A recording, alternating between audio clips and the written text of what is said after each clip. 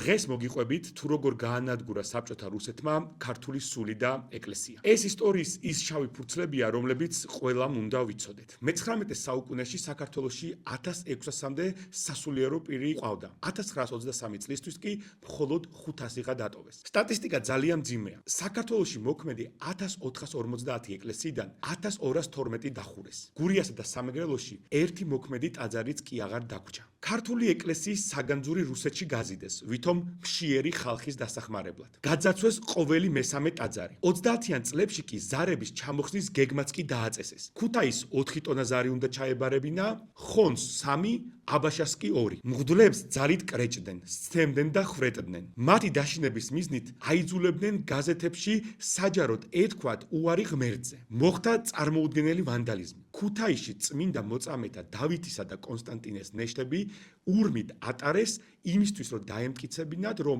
ის უხსნელი არ არის.